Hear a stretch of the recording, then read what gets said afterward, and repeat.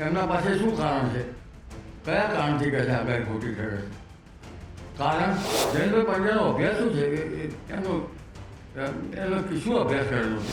એમને આપણે ફોન લગાવીએ છીએ, જો વાત કરે તો તમે એમને વાત કરશો એમની સાથે, જો આપણે ફોન લગાવીએ. કેમ નહીં? કેવી વાત છે? એમના આક્ષેપ તો આખી દુનિયા કરે. મારે તો ખેડૂતો સાથે લેવા દેવા છે. આગાહીમાંથી અમારે કોઈ વળતર લેતા નથી. અમારે આમાં કંઈ લેવા દેવું નથી.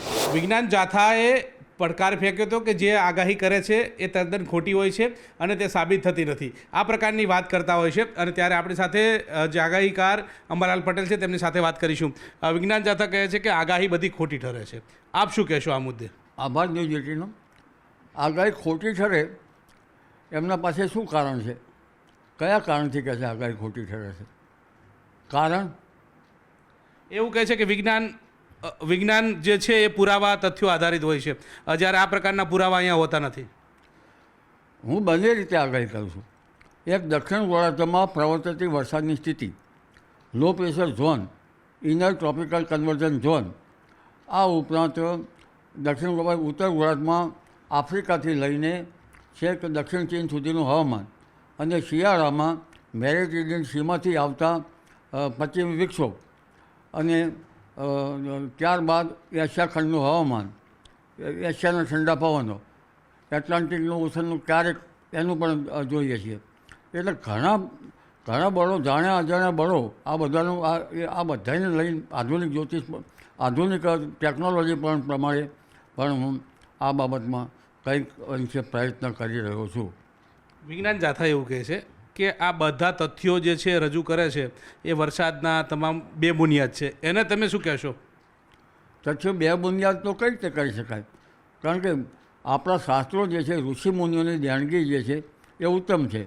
જેમ કે બૃહદ સંહિતામાં ગર્ગ, પરાશર, આ બધા મુનિઓ છે અને આ મુનિઓએ વર્ષા મેઘ અંગેના ઘણા વિસ્તૃત વર્ણન કરેલું છે.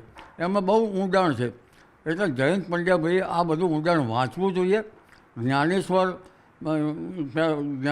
મહારાજ પહેલાં કોઈને ઉપદેશ આપતા પહેલાં છોકરાને ગોળ ના ખાય એમ કહે છે, પણ જ્ઞાનેશ્વર કહે છે કે પહેલાં હું ગોળ ખાવાનું બંધ કરી દઈશ, પછી છોકરાને કહું કે ગોળ ના ખાય. એટલે પહેલાં એમને શાસ્ત્રોનો ઊંડો અભ્યાસ કરવો જોઈએ. જયંતભાઈ પંડ્યાનો અભ્યાસ શું છે? એનો શું અભ્યાસ કરેલો છે? એ એડવોકેટ છે ને રેશનાલિસ્ટ છે. રેશનાલિસ્ટ વસ્તુ જુદી છે. રેશનાલિસ્ટ છે ને એમાં અમારા ઋષિમુનિઓની દેણગી જે છે એમને આમાં તથ્યોને પચાવી પાડ્યા નથી. ઋષિમુનિઓની દેણગીમાં માત્ર એકલું વર્ષા વિજ્ઞાન છે એવું નથી. એમાં ઘણા વિસ્તૃત વર્ણનો છે. જેમ કે શિલ્પ, અંદર અગરબત્તીનું કેમ બનાવવું, ખાતર પ્લાન્ટને કેવી રીતે કેવું આપવું, આ બધું છે.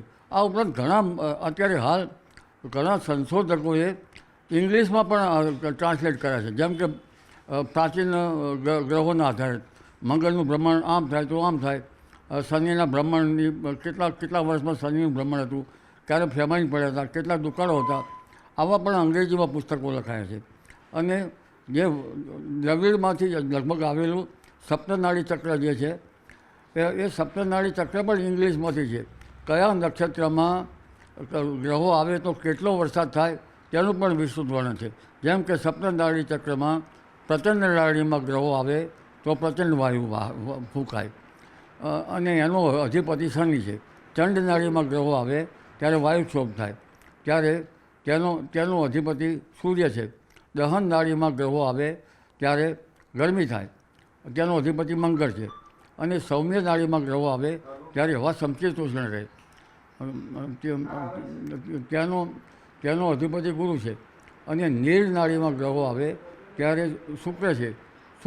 શુક્ર નીર નાડીનો અધિપતિ છે. ત્યારે વાદળ આવે, વરસાદ થાય.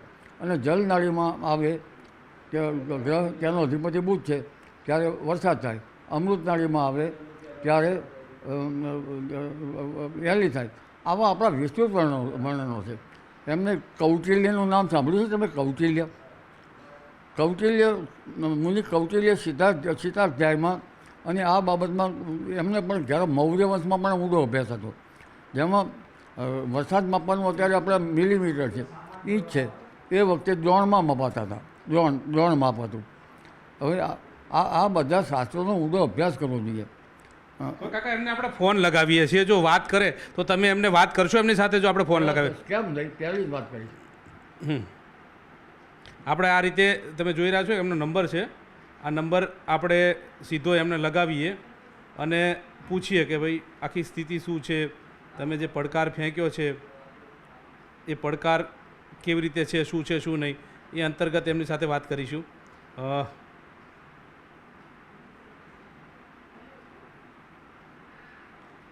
ફોન લગાવી રહ્યા છીએ આપણે અત્યારે એમના આ નંબર ઉપર.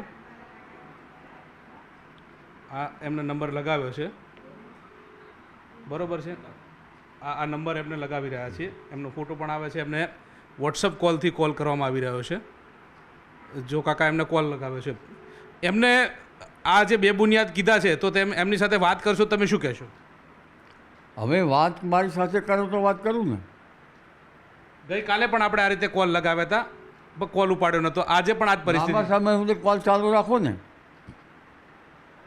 અત્યારે હાલ જો કોલ કરી રહ્યા છે આપણે, એ કાલે પણ નહોતો, કાલે પણ આ જ પ્રકારની પરિસ્થિતિ હતી, આજે પણ આ જ પ્રકારની પરિસ્થિતિ છે. એટલે આક્ષેપો કરે છે, પણ આક્ષેપો કરે છે પણ જવાબ આપવા આવતા નથી. કોલ વર્તો રાખો ને, કોલ તરત જ કોલ કરો એવું લખો ને મેસેજ. આ ફોન નથી ઉપાડતા, એમણે જે આક્ષેપો કરે છે એને તમારે એમને શું જવાબ આપવો છે? જેટલે કોલ એમ તો લખો. એમને આક્ષેપો કર્યા છે, એમને તમે શું જવાબ આપશો? એમના આક્ષેપ તો આખી દુનિયા કરે. મારે તો ખેડૂતો સાથે લેવા દેવા છે. ખેડૂતો તો એમ કે અંબાલાલ તમારી આગાહી ખોટી પડે છે, કે અમને બરાબર જાણતી નથી, તો અમે આગાહી કરવાનું બંધ કરી દઈએ. અમારી આગાહી ખેડૂતો માટે છે, અમારી આગાહી પાથરણા બેઠેલા વેપારીઓ માટે છે, અમારી આગાહી ખરા ઉનાળામાં અને જે લારીમાંથી જે શાકભાજી વગેરે વેચાતા હોય એમના માટે છે.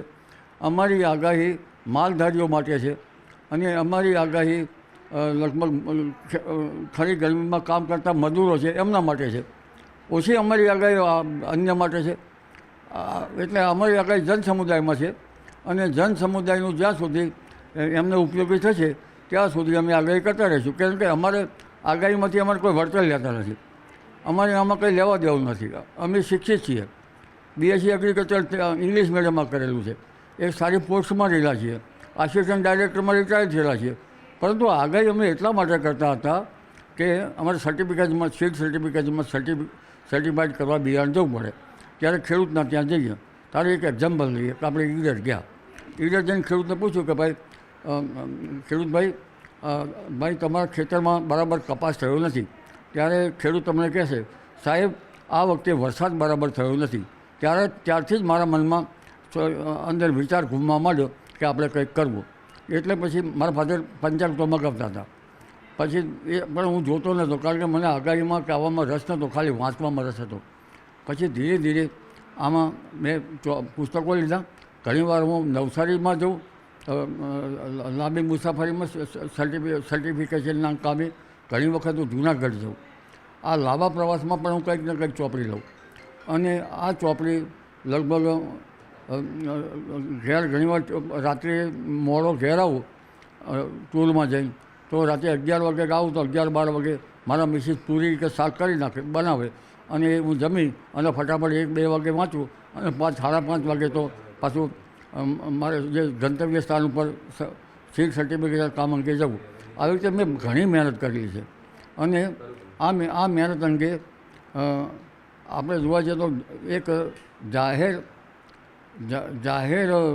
જે છાપા છે, જાણીતા છાપા, એના તંત્રીઓને મળ્યો છે, અને જાણીતા છાપાવાળા પણ મારી આગાહી લેતા હતા. એવા તમે પડકાર કરો, ચર્ચા કરવા માટે બોલાવી શકો ખરા? પડકાર હું કોઈને નથી કરતો. પડકાર શબ્દ એ તો ખરાબ છે, કારણ કે એ તો સામે લડવા જેવું થાય. પણ એમને તમે ઇન્વાઇટ કરો ન્યૂઝ 18ના પ્લેટફોર્મ પર, સામે મને ઇન્વાઇટ કરો, અમે એકબીજાને સમજવા પ્રયત્ન કરીએ, તો જ આ બાબતમાં આગળ કંઈક ગંતવ્ય સ્થાન સુધી પહોંચી શકાશે. બાકી સ્મરણ શક્તિથી આગાહી કરે છે. વળી સ્મરણ શક્તિ કેવી? નોલેજ અને સ્મરણ શક્તિને શું લેવા દેવા છે? એટલે આગાહી કંઈ સ્ફુરણ શક્તિથી થાય એવું તો નથી હતું. આ સ્ફુરણ શક્તિ છે એ કોઈ સાધુ સંતોની કૃપા આપણા પર હોય તો કદાચ સ્ફુરણ શક્તિ કામ આપતી હોય એવું બની શકે. પરંતુ મારી આગાહી તો ઘણા વિજ્ઞાન, ઘણો આધાર, ઘણી પુસ્તક અને એટલા બધા પુસ્તકો મારી પાસે અંદર હતા. ઘણા પુસ્તકોનું વાંચન કરેલું છે, ઘણા પુસ્તકોનું દોહન કરેલું છે અને એમાંથી જે તત્વતારણ આવ્યું હોય એના ઉપરથી હું આ મારું કાર્ય કરું છું.